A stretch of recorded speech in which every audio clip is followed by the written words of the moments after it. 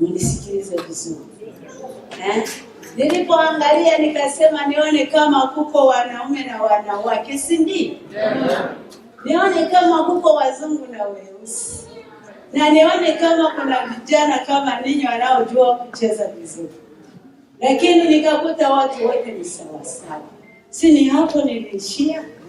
Lakini ninyi wote mlikuwa pale. Mungu awabariki. Amen. Mungu mzuri. Umebarikiwa sana. Amen. Tena kitu kinanipa furaha kwa sababu sisi wote ni wajumbe wa Bwana. Harabari barasigaye muri kone baguma mu gikoni guteka. Ariko umunsi twese twashizwe hamwe twumva ko turi abantu bakomeye cyane. Imana ibahereze umugisha. Ndatangiriraho singunda gusoma ijambo amagambo abiri kuko je sinaje kwigisha, naje gutanga ubuhamya. Ariko niyo babaye kwigisha gabiruhu kandi ndabizi. Amen. Amen. Uruhande hari abantu badahaye bandeba kandi basa n'abandakari. Nati. Papa. Nati. Uwa yundi. Ali. Maumirevi nyumano wawe mbaiba. Amen. Nati. Nukulisi. Tumupepeye Bwana. Tena tunaomba furaha tucheke. Jina la Bwana libarikiwe sana. Sema amina. Wewe uliyelala amka.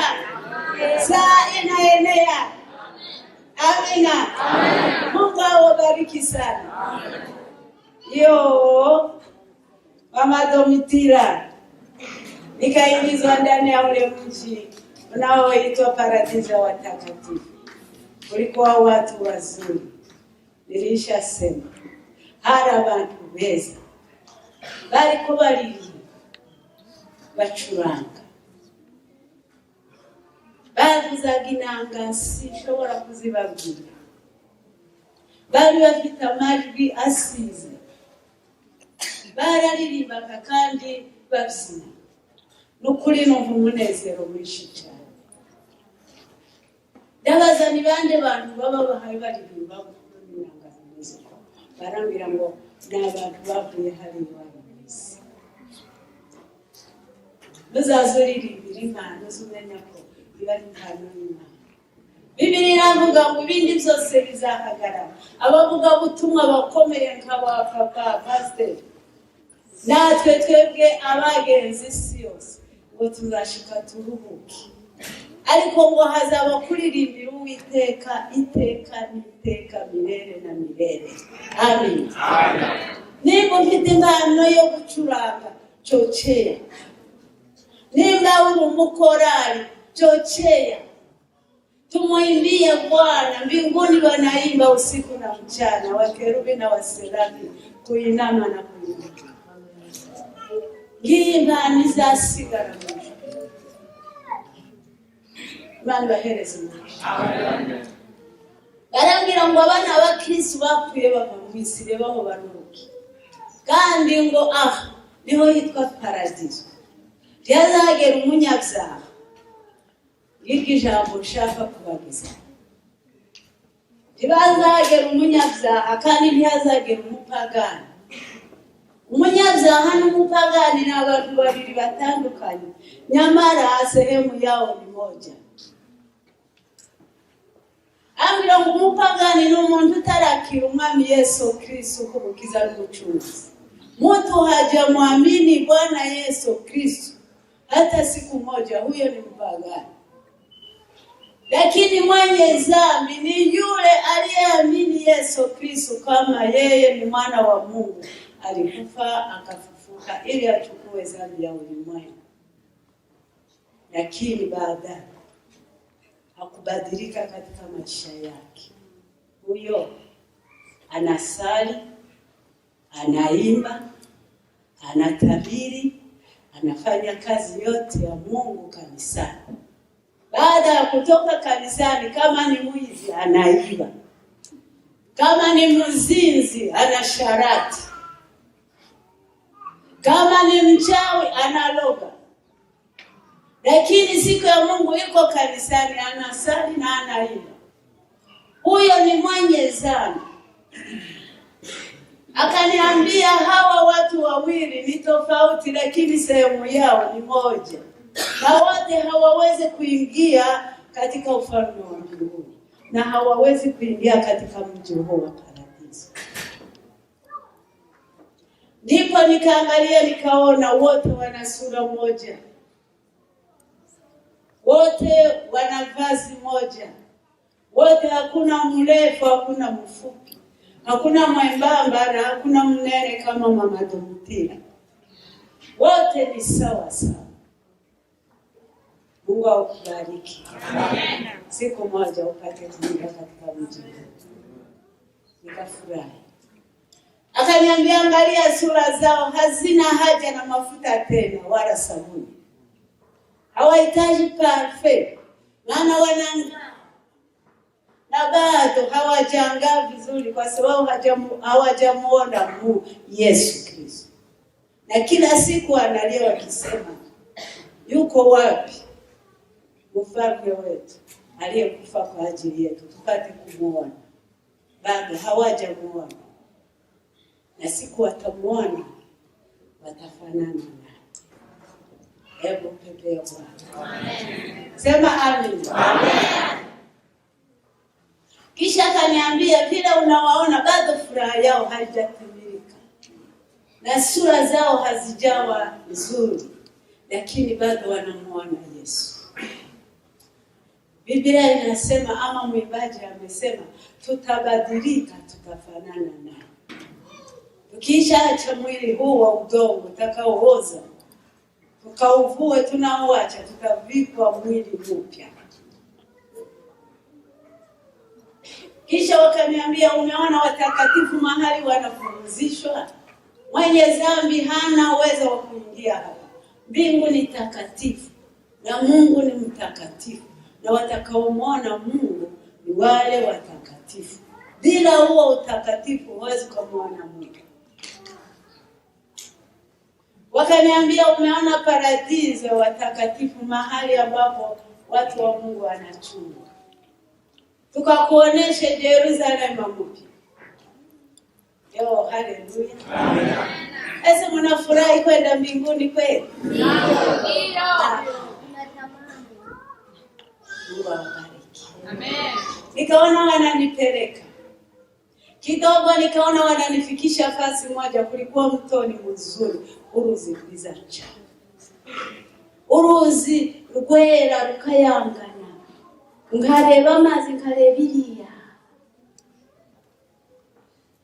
Urwo ruzi sinabonye ndushabuka sikuvuka ile mtoni. Mahali nilipokuwa ninasimama kwenda kuangalia, nikaona niko ngambo ya ule mto, sikuona navuka mtoni. Nilipofika ngambo ya ule mtoni, ndugu wewe, niliona mambo. Nikaona mji mzuri. Nikaona mji mtakatifu, Yerusalemu. Mji unaangaa kama bilauri. Nilipima kuangalia nione majengo yake, sikuweza kuelewa kitu. Naangalia naona ni kama vioo vinapita kwa macho yangu. Nikaangalia nikashindwa. Nikauliza watu wale tulikuwa nao, maana tulikuwa na watu watatu. Wale wawili walionipeleka, tukakuta yule mtu mnene mrefu hana mwanzo na mwisho. Sikumuona sura. Nataka kumwangalia kumacho, macho yangu yanacheza, sikumuona. Huyo ndiye alikuwa akinizungumzia maneno. Nilipoingia ndani ya ule mji nikauliza, sasa huu mji uko hivi ni mji gani? Barangira ngo iyi niyo Yerusalemu mpya. Muzamuri. Yerusalemu mpya. Wini ya Jerusalem.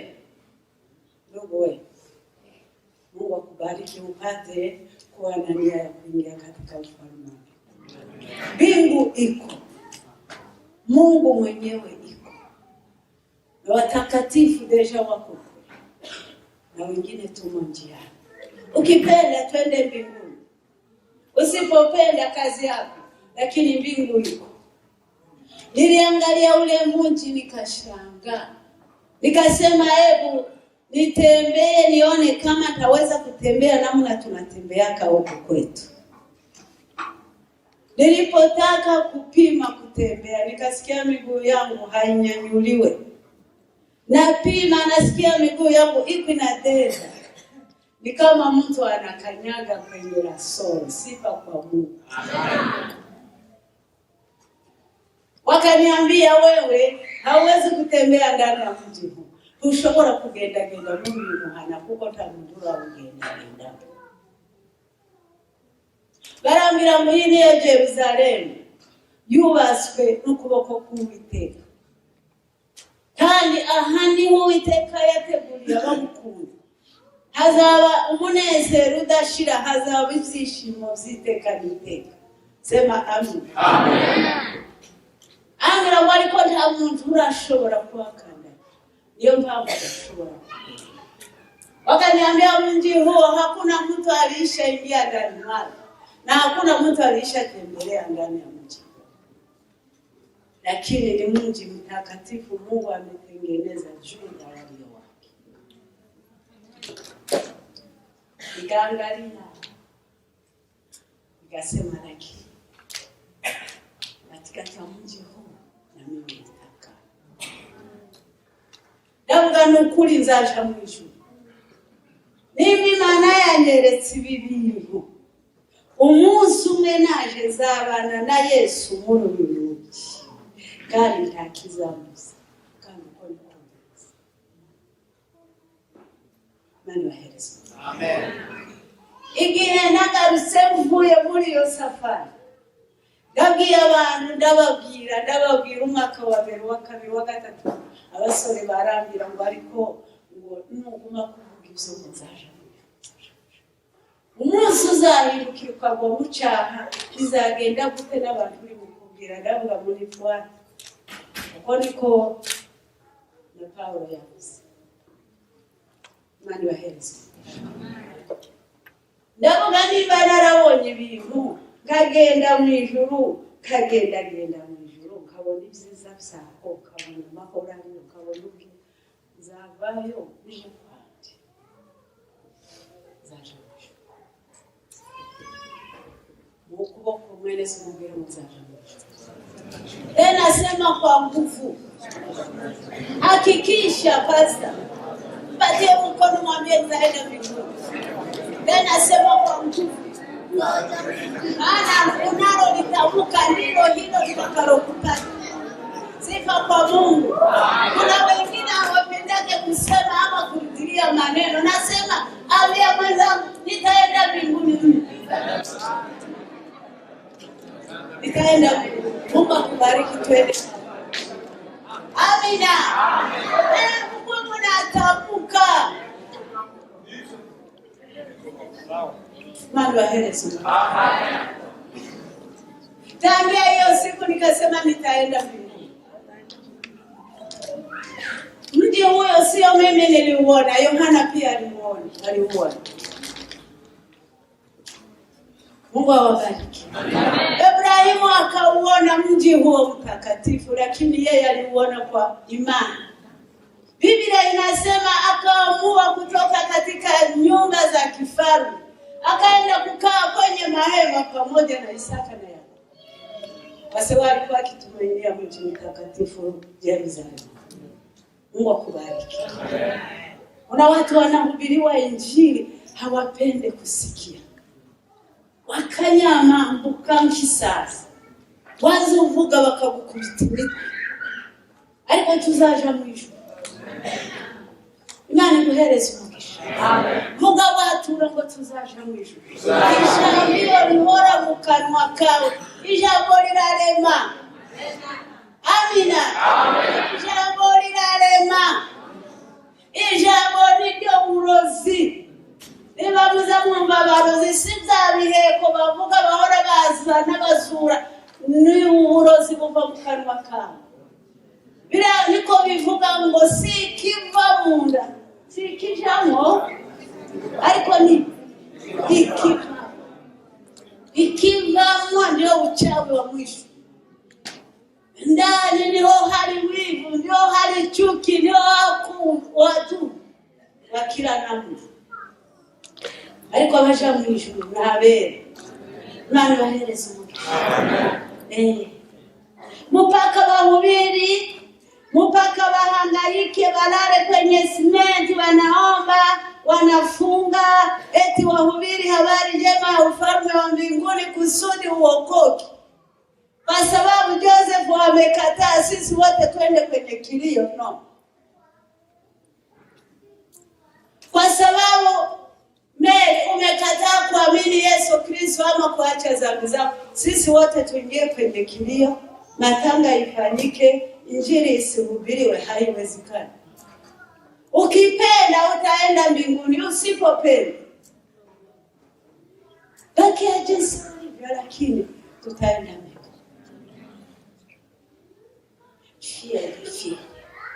Fieri ya nini? Yaliyo moko. Sema amen. Yawe wewe nyine.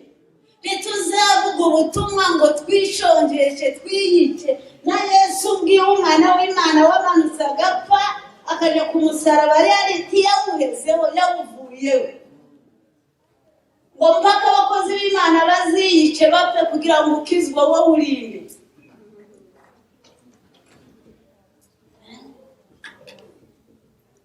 Fiere ya bure tu. Ati umesoma nini? Mbona umesoma sana umemaliza university? Mbona ungali unaenda hapo kutumika manufacturing? Haujaingia hata kwenye ofisi uanze kutumikisha watu. Mradi uwe na Yesu. Hauna Yesu, hauna kitu. Mungu akubariki. Nikasema nitaenda mbinguni. Na hivi niko naenda na niko njiani. Kama sikurudia nyuma, tangia mwaka wa 1968 mpaka leo nilikuwa na damu ya kuchangamka. Nilikuwa mwanamke mzuri hata kukupitia wewe. Usinichezee hata sababu uko na manywele mpaka kule. Damu ifikia wewe. Leo iko wapi? Mwili wa keupe wa kubadilika, leo mzuri kesho mbaya. Roho iliyochangamka. Mungu awabariki sana. Ninawatisha lakini nawapenda sana. Hata kama siwapende, Mungu anawapenda. Anapenda hata tabia zako kama haziko mchanganyiko. Mungu awabariki sana. Vijana wakimpenda Mungu, mimi nafurahi sana.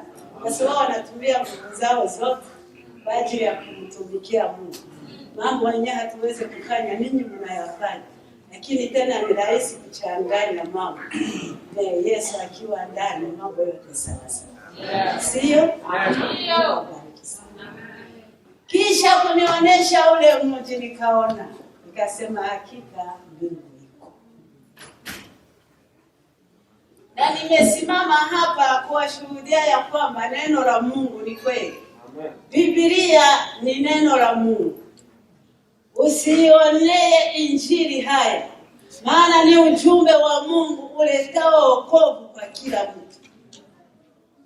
Vijana wengine leo wanaogopa kuchukua Biblia, wanachukua Biblia kwa phone, telefone, simu. Biblia imekuwa mzigo mzito. Watu wote wamedepose Biblia, wanabakia na telefone kama hizo zenu. Lakini siku mtasimamishwa kuhubiri habari njema. Na hiyo fasi hakuna network.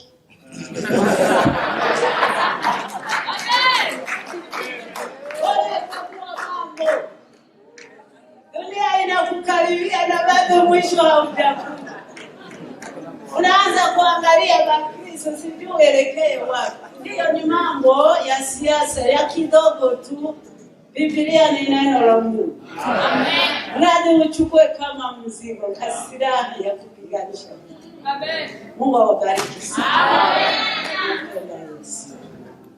Amina. Amen. Hebu mniangalie kidogo, nataka kumaliza bandugu yangu.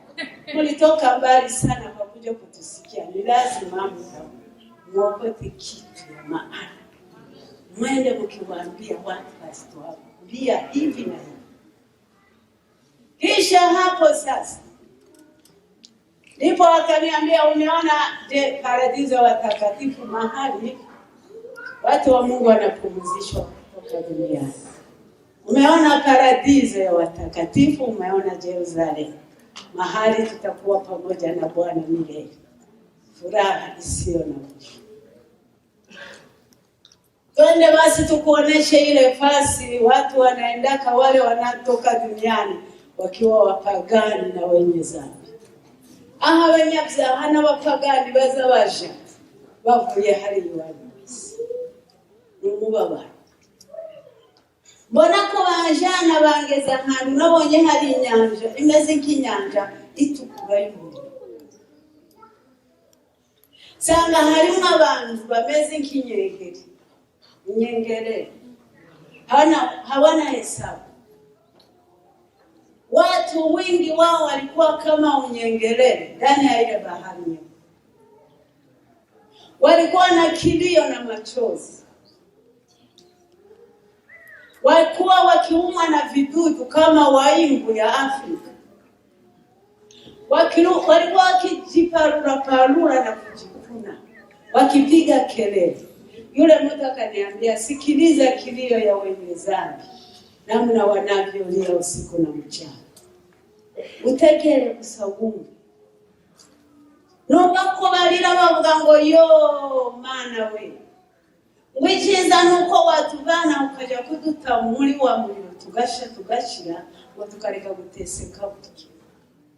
Walikuwa wakisema Mungu tuondoe hapa. Katika machungu haya wende utudumbukiza ndani ya ule moto tuungue tumaliziki. Tuache kuteseka. Ayambira muchoni ikinyama chao. Niba umuriro utazazima. Waniko n'imibiriya bitazashira. Bazasha iteka n'iteka ariko imibiri yabo ntizagabanuka naka. Watangua milele na milele. Mili yao haitamaliza. Kandi hariya wayi babona barira. Woniho hajya muza muvuga babaturika ngo hariho purigatori, muza mutegera neza. Hari abantu bari kugenda bambishe.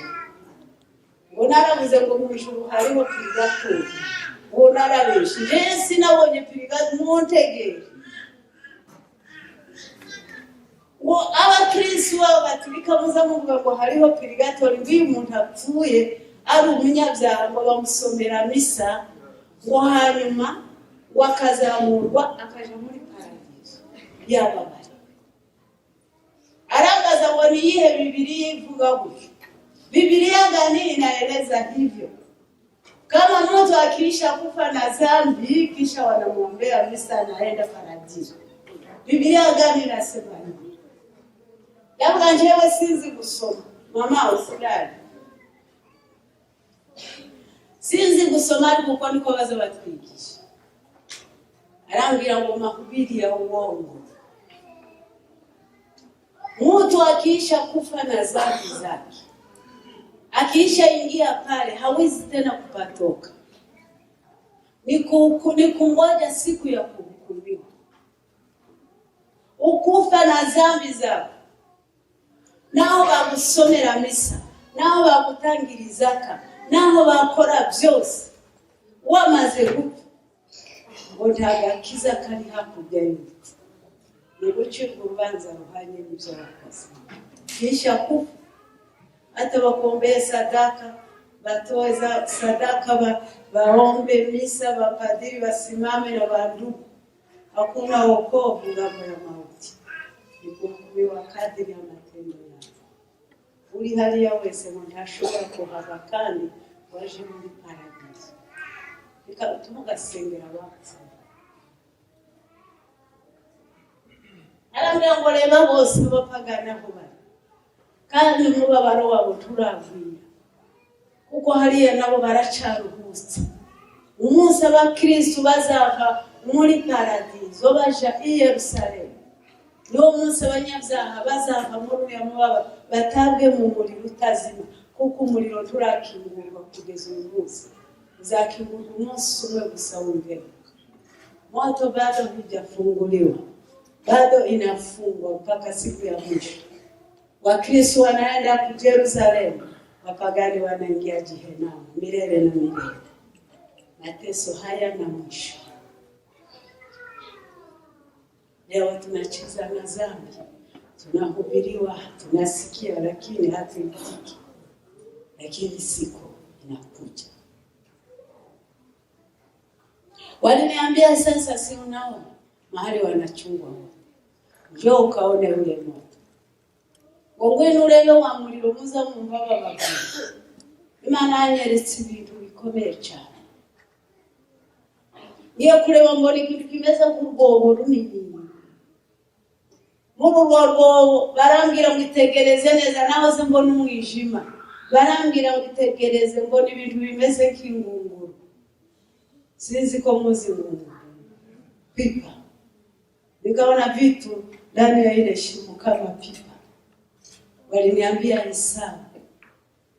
Dahanura mbona ingunguru zirindwi. Pipa sawa.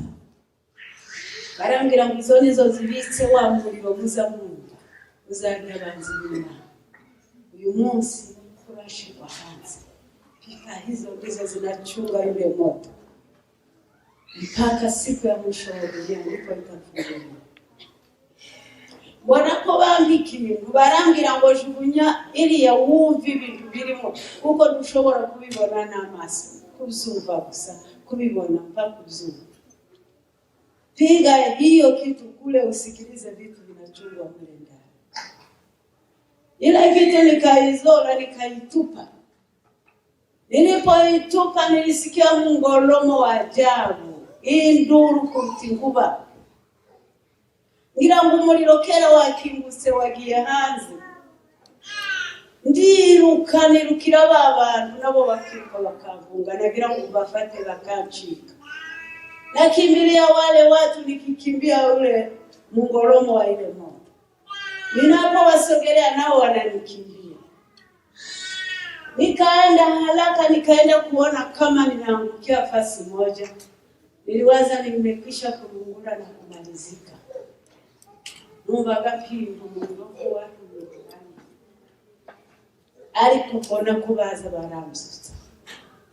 Barambwira muri kurahunga umuriro wahinze gusa. Umunsi uriya muriro uzakingurwa ugashirwa hanze. Abanyabyaha muzirukangira he? Wanawahubiri mukimbia ghadhabu itakayokuja, hampende kusikia. Siku hiyo moto itafunguliwa, wenye dhambi mtakimbilia wapi? Moto ipo na imekwisha kutengenezwa juu ya shetani na nabii wa uongo na wale wote ambao hawamwamini Yesu Kristo na kuacha dhambi. Mungu akusaidie, akuelekeze njia iliyo bora. Mbona ko bamvana?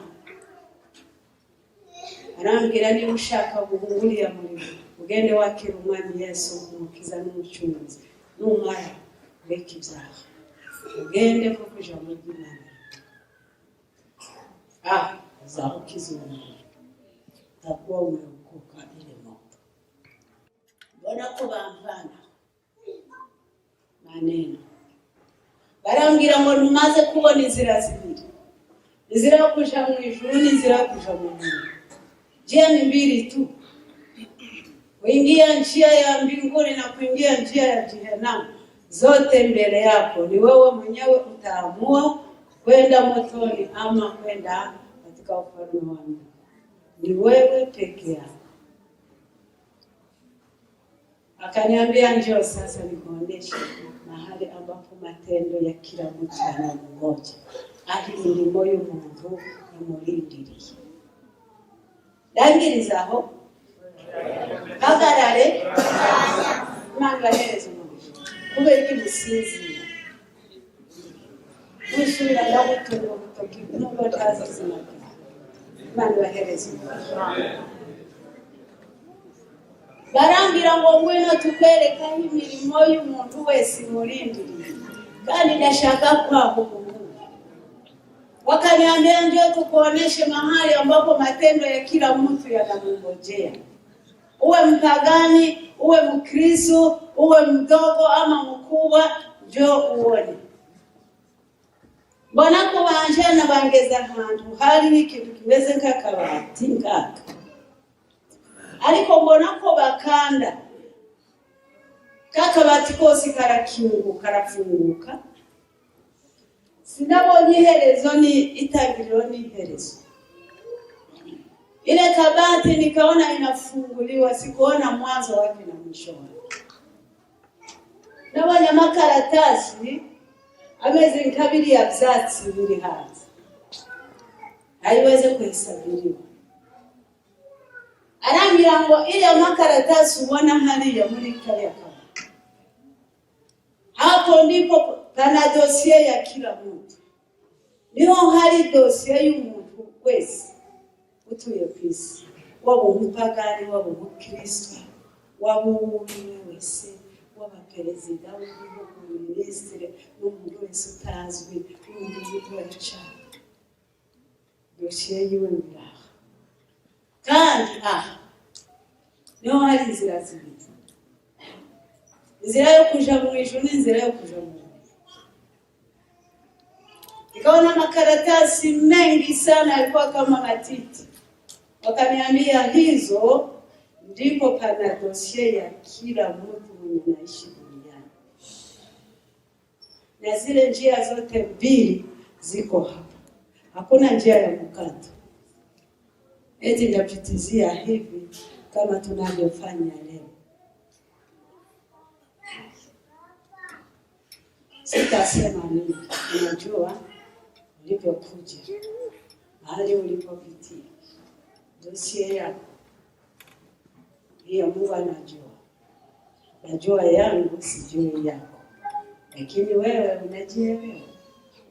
Vipi umekuja hapa? Akaniambia angalia sasa dossier kila mtu yuko hapa. Na kama haujui kusoma, ukifika hapa utasoma mara moja. Tangu kuzaliwa kwako ulizaliwa hauoni, macho yako yatafunguliwa wazi, utasoma peke yako. Na hapa hapata kuwa mzazi na mtoto, wala hapata kuwa Mkristo na pasta wake. Ni Mungu na wewe na dossier yako. Utasoma wewe mwenyewe. Mbere y'Imana kugucira urubanza zabanza ucira urubanza nizo wakoze. Kabla Mungu haja kuhukumu, utasoma dossier yako na ukajua njia ipi utaenda.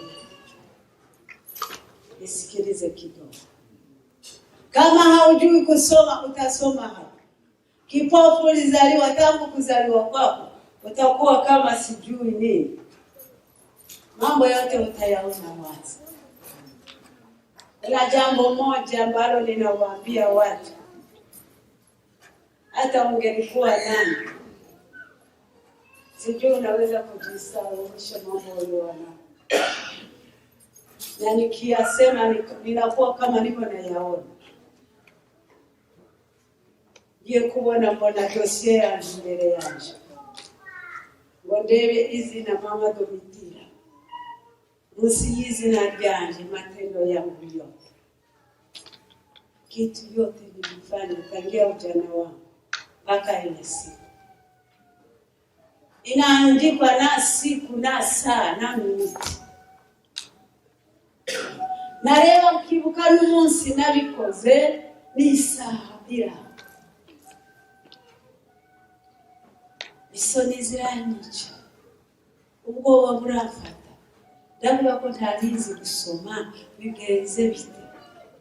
noneho kubera isoni zo kureba kunama hasi nunama agasaga ya dosiye yagira hasi ngahindukira nkareba nagira kujya nkabona byose birangiza kabura umpiza hasi uwo ni njyewe sio mambo yangu yote yamekuwa wazi alazani yo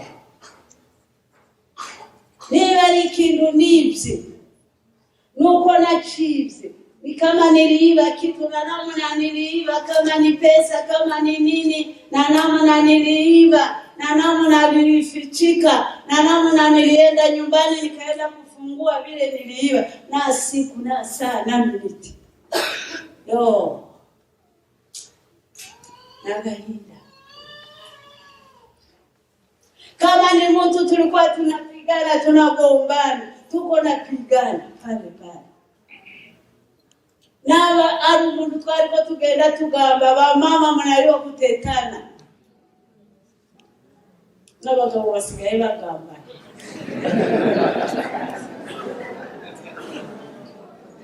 Iyo umugabo yamaze gutakaza agaciro kiwe agahinduka nk'umugore mu bagore, biteye isoni.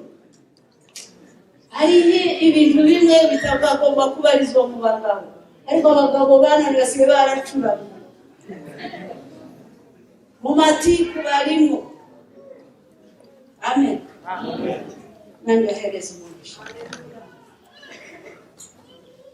N'ukuntu twagenda tuvuga abantu turi babiri batatu n'umunsi n'isaha n'umunsi.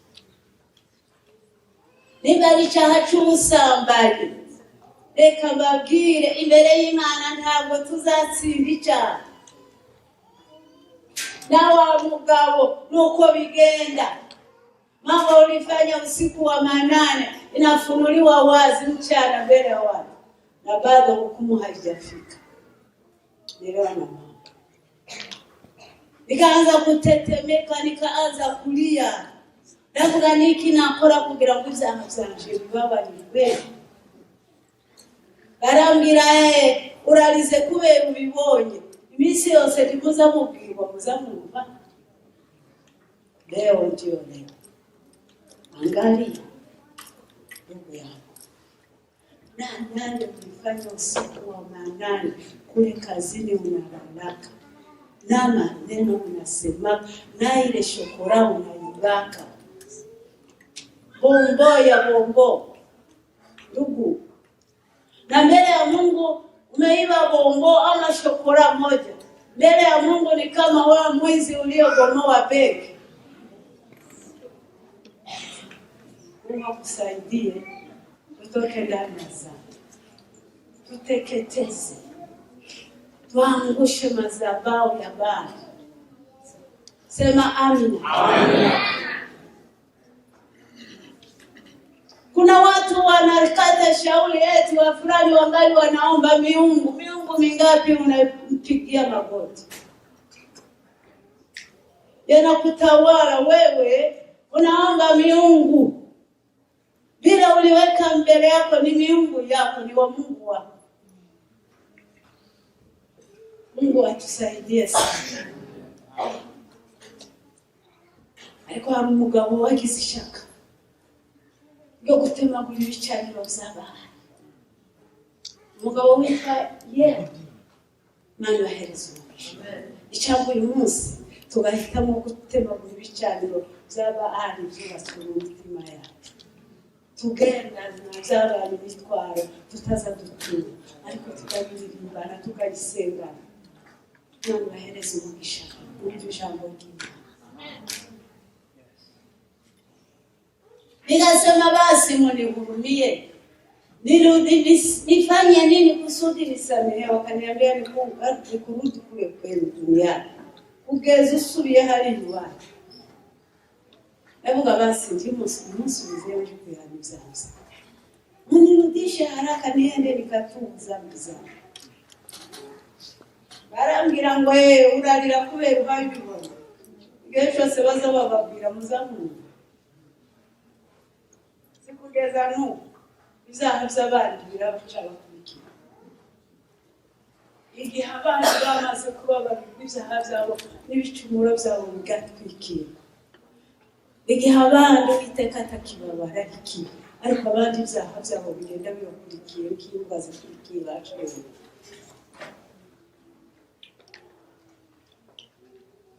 Mungu atusaidie. Ndavuga basi munsubize tungende nje kwiga. Nambira uri kurarira ku bibonye ejo bundi uzosubira. Yo niyo ngiye mutwaje cyahaza nibuka ya dosiye. Gacha. Benga hari Imana yafashaga nuko nabonye. Kandi mubara kubona nangira ngo ndeje kagaruka. N'ubusizo n'ibyo nabo nabizafasha.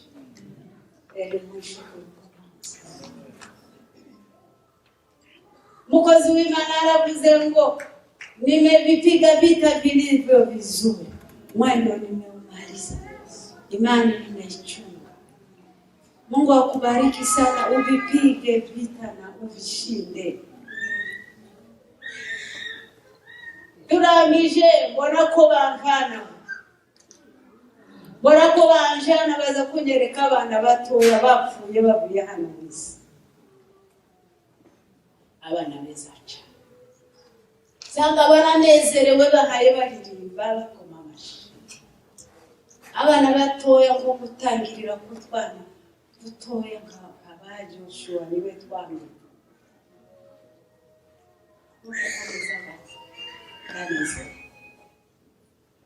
Arambira ngo reba abana baza bapfa bavuye hariya, ariko muri abo bana harimo abandi bari hagati yabo bariko baririmba ariko bapfumitse amaboko, abandi bariko baririmba bahimbaza. Watoto wamoja walikuwa wakiimba na kupiga mikono, wengine walifunga mikono hivi. Nikauliza mbona watoto wamoja wanaimba wakishangilia na kupiga mikono na wengine wakifunga hivi? Aliniambia wale unaona wanafunga mikono yao wakiimba ni kama kwa huzuni. Ni watoto walikufa, mama zao wametoa mamimba kwa damu. Wale wa mama hawapendi kuzaa, wanapenda kujiendelesha maisha ya kizungu. Kufunga mimba, kutoa mimba. Watoto wao hao Obaliya niba abana baza bapfa banyina baganye mwinda kila batabyara. Maisha yamekuwa magumu, tuko wa Amerika, jiendelesha mambo mapya. Zanda musuka muvanamwo n'imiti n'abana n'uwe yaba yaramwana b'amayinga abiri n'umwana mwiza muzima kandi arakumitse n'icishije. Arakurindiriye kugeza igihe uzazira abura imizigo yawe nawe aririmeka abandi.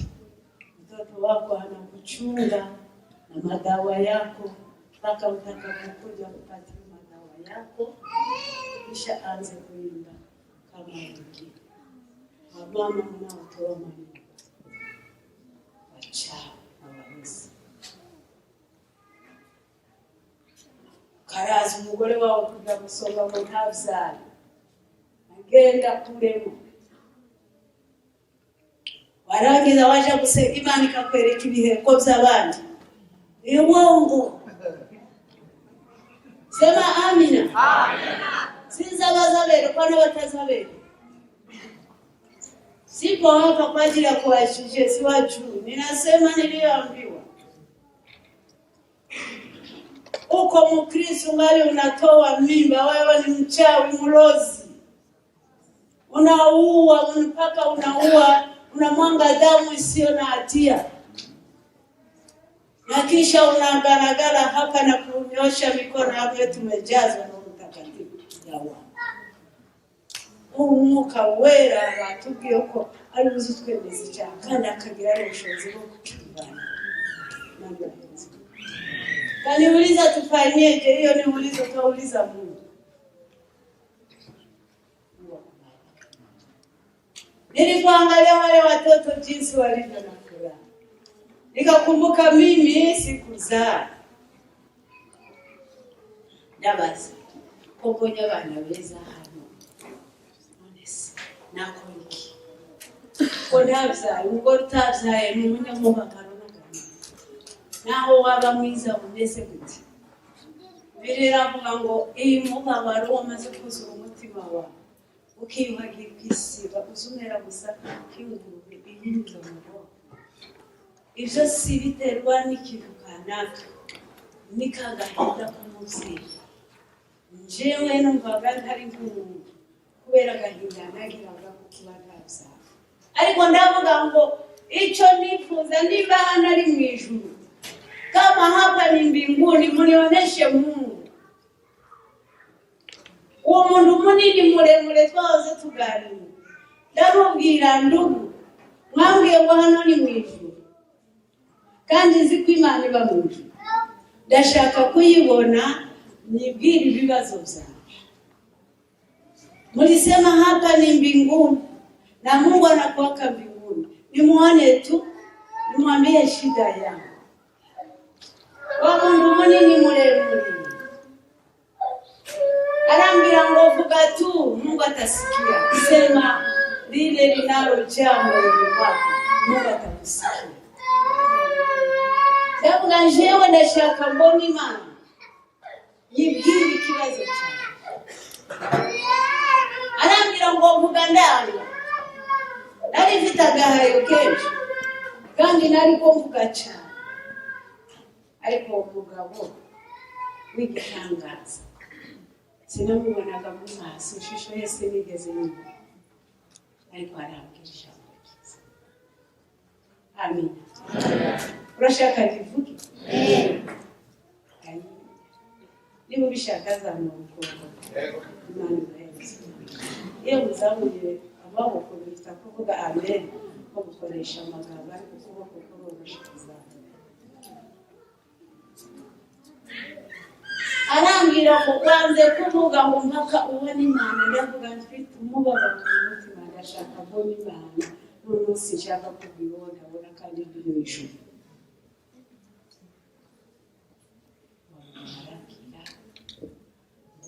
Tuzi ko ibyanditswe byera bivuga ngo iyo umuntu abonye wababonye data. Tuzi ko Bibiliya ivuga ngo umbonye ababonye data. Ndavuga n'ukuri, ni wowe Yesu Kristo umwana w'Imana wapfuye akazuka, ariko uruvuga icyo umunsi umwe ukatsanga ariko uragendana na Yesu. Fere ya wapi umunsi nzarangiza urugendo kwa Yesu. Ibihugu twagezemo twabonye ubutembe. Amen. Umuntu asigaye abwirwa musigaranye amezi 2 cyangwa usigaranye ukwezi kumwe. Mama, umelala usingizi na tunafika kwenyewe. Noneho umuntu agatangira kwitegura. Muri Canada sinzi hani wari, abantu bagatangira kwitegura bakagira na DVD. Aha yegera, aha yategura agahamagara imiryango baseze agatenda keza. Ndavuga ngo akanako kateguriwe twebwe abakoreye Imana, kugira ngo ejo abantu batazagira dute, dusige twanditse tugire ibintu byose tubishire ku murongo, niturangiza tuvuge ngo bye bye. Nakoreye Imana none ndarangije icyo.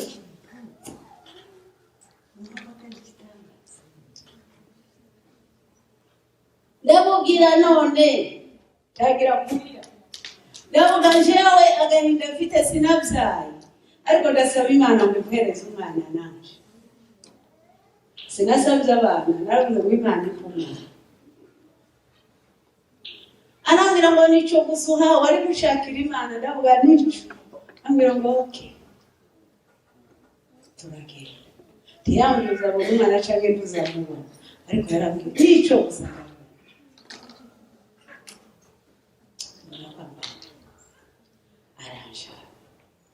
Arambwira ngo bino kwereke amateraniro y'abakozi b'Imana.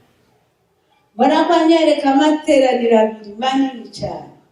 Iteraniro rimwe ni iteraniro ry'Abagatolika, irindi ry'Abaprotestant. Hakurya muza muvuga iwayo. Uko niko yavuze mbwira. Ndebye ryateraniro ry'Abaprotestant bari ibice makundi y'Abaprotestant. Ndabaza kubera iki bose ari Abaprotestant, lakini wanagawanyika makundi. Arangira ngo si ndivyo mnavyosema kule kwenu? Sisi tuko wa Pentecoste, sisi tuko wa Assemblée de Dieu, sisi tuko wa Morshe, sisi tuko wa Ashi, sisi tuko wa West, sisi tuko wa Methodist, sisi tuko wa nani. Si ndivyo mnavyosema? Nikasema sasa hiyo yote ni dhambi kwa Mungu. Mnanisikia vizuri? Sasa hii yote ni dhambi kwa Mungu. Wakaniambia haingekuwa dhambi, lakini dhambi imo ndani yao. Dhambi gani imo ndani yao? Jinsi unavyowaona makundi. Ndivyo hivyo ndani yao hawana masikilizano. Upendo wa Mungu haumo ndani mwao. Watu wakiisha kuwa na magawanyiko, ni chuki, ni maneno ya hovyo. Hivi na hivi. Kule ulikuwa hivi. Nilitoka sababu ya hivi. Wapi? Makanisa mengine yamejengwa kwenye mchanga. Sasa ipana jinsi ulitoka na nia ulikuwa nayo. Makanisa mengi hayana mwito, lakini mengine yanafunguliwa kwa sababu ya nia ya mtu mwenyewe. Nimependa heshima ama kiti sijui nini. Lakini walio wa Mungu anatembea akiongozwa na neno. Mahali Yesu alipo hapana mvurugo, hapana mchanganyiko. Amen.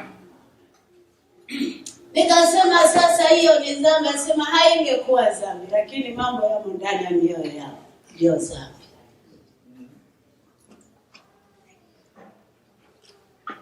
Ilikuwa uchungu sana. Niangalie ile kundi ya Katoliki, wote walikuwa pamoja. Sababu ni dini yangu nilipenda, nikasema mzuri. Wao hawana mvurugo. Lakini nione watu wanabeba mizigo mizito wanakuja na kurundika. Anabeba mafurushi kama anavyoweza kuchukua hii nyumba hata naweka kichwa. Fika pale ana. Na wengine wanaenda wanakokota vitu sijui kama vitu gani. Atio. Nikasema si mliniambia hao wote ni Wakristo wa Katoliki? Wakasema ndio, wanakuja kusali. Sasa mizigo hiyo yote ni mizigo gani? Nasema ile mafurushi manene si mafurushi ya sigareti na magazia ya mapombe. Nikasema sasa pombe nayo ni dhambi na sigareti nayo ni dhambi, kwa nini? Asa hujawahi kusikia? Nikasema hapana. Kaniambia kama mwizi hataenda mbinguni, mlozi haingii mbinguni, muombe. Kama hawatamwona Mungu, ndivyo hivyo na walevi wa pombe hawawezi kumwona Mungu, na wavukaji wa sigareti. Kila kitu kinachobadili akili zako ni dhambi kwa Mungu. Kila kitu kinachoharibu mwili wako. Na Biblia inasema mwili wako ni hekalu la Mungu. Kitu chote kisichopendeza, kinachoharibu na kuua mwili wako, akili zako, hicho si mapenzi ya Mungu kukitumia. Ilikuwa uchungu sana. Nikauliza sasa, dini ya kweli yenyewe inaweza kumfanya mtu aingie mbinguni, ni dini ipi?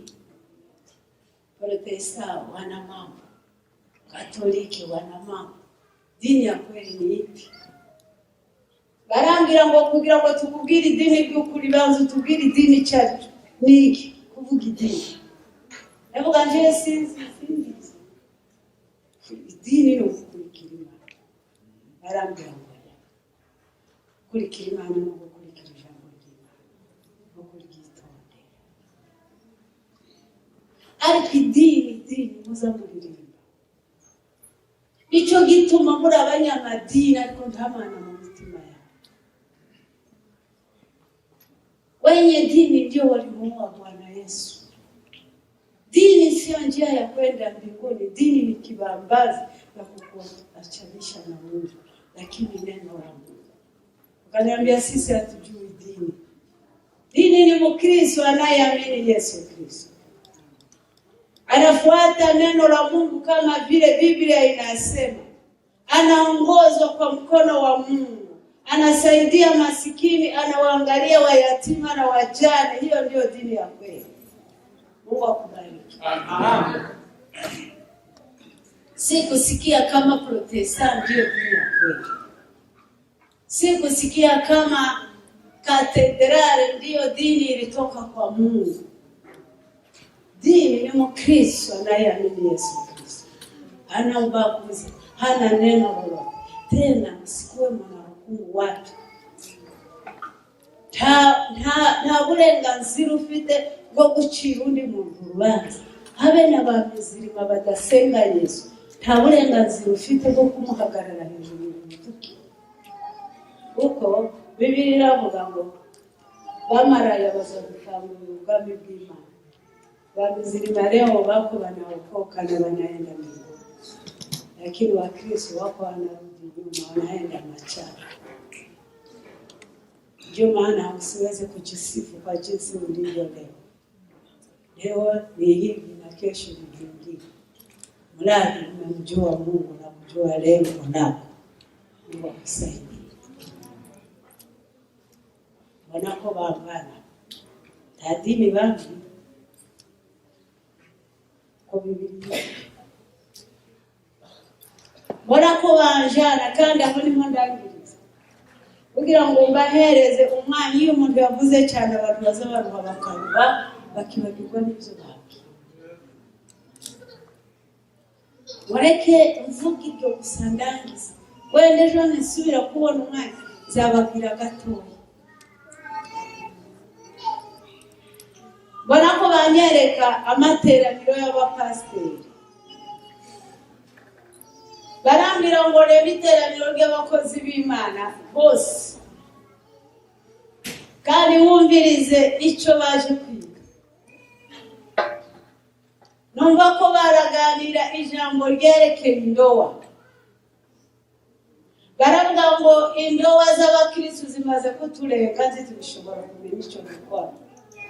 Tukimenya indoa y'ukuri imbere y'Imana. Sasa indoa iyo inezereza Imana ubakristo yiyi. Urashaka kumvira arambira ngo tegera wumve ibibazo n'ibisubizo. Umupasiteri wa mbere arahaguruka aravuga ngo jewe indoa y'ukuri mbona n'abantu babiri bakoze ubukwe, umugabo akaja guka umugore, yarangiza bagakora mariage mu rusengero. Iyo niyo ndoa y'ukuri. Ntibemerewe gutandukana kugeza bapfuye. Abapasiteri bose bagukomera amashi. Bari kubaganira jewe ntayentegera n'ababa. Pasiteri wa kabiri arahaguruka arabaza. Aravuga ngo none iyo umuntu ashatse umugore ntibagira ubukwe mu rusengero. Ariko hari abakristo birabone ko bazi bavuga ngo kubombora singiza. N'abakristo bazi ijambo ry'Imana. Tiba bashakanye ntibanyure mu itorero. Nyuma bagatandukana. Ubwo ni ubukwe cyangwa se ubukwe. Abapasiteri bose baravuga ngo kuko atakoreye ubukwe mu rusengero ubwo sura bashobora gutandukana, umwe agashaka undi agashakwa mu rusengero bagashingira. Abapasiteri bose batumamaje. Pasiteri wa gatatu abaza ijambo aravuga ngo ese umuntu yarashatse umugore ko muranyumva ari umupagani hanyuma bagatandukana ari abapagani, bwaca agakizwa agashaka umugore agashingirwa, muri abo bose indowa ni iyihe? Bamwe baravuga ngo indowa ni wa wundi wa mbere, abandi baravuga ngo indowa ni wa wundi wa kabiri, bakajadiliana majadiliano makubwa. Ariko bose baremeza ngo nubwo boba barabakristo ariko batarakoze mariage mu rusengero, iyo nta mariage. Niba umuntu yari umupagani agashaka ari umupagani agatandukana ari umupagani, bwaje agakizwa agashaka umugore we ari wa wundi yashatse umukristo, baravyemeza. Bongera bavuga umupasiteri wa kane arabaza ngo umugabo ari umupagani agashaka umugore agashaka uwa kabiri n'uwa gatatu, bwaje akaza kuri Yesu. Babagore bose azabatunga cyangwa azabirukana bose. Discussion. Bamwe baravuga ngo agomba kubazana akababana bose kuko yashatse umupagani. Mu Bibiliya iravuga ngo mwonje kwangu wote jinsi mlivyo. Agomba kubazana kwa Yesu. Abandi baranga ngo agomba kubirukana agacagura umwe gusa kuri akabari wasigara kuko bose bashatse muri desordre. Abandi baravuga ngo yoshaka uwa mbere, abandi baravuga ngo yoshaka uwahisemo. Bamukarambaza ngo wumvishije discussion y'abakozi b'Imana ndavuga he. Arambwira ngo se uzi inkoko n'inka? Ndavuga namwe muzi inkoko n'inka?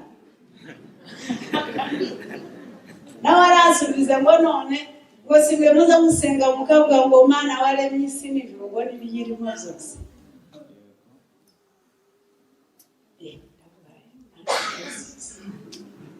Arambaza ngo none urabona gute? Urabona gute inkoko ishobora kumira inka? Ndavuga haiwezekani. Naonaje kuku anaweza kumeza ng'ombe? Nikasema haiwezekani. Kwa nini? Kuku ni kidogo na ng'ombe ni kubwa. Arambira ngo uko nyine ubona inkoko itashobora kumira inka, niko n'ijambo ry'umuntu y'abakozi b'Imana ridashobora kumira ijambo Imana yavuze. Mungu amesema neno moja tu na imekwisha. Hayo madiscussion ni yeye, lakini neno ni moja. Mungu aliumba mume na mke wake mmoja. Atakayemwacha huyo mke na kuoa mke mwingine amefanya dhambi.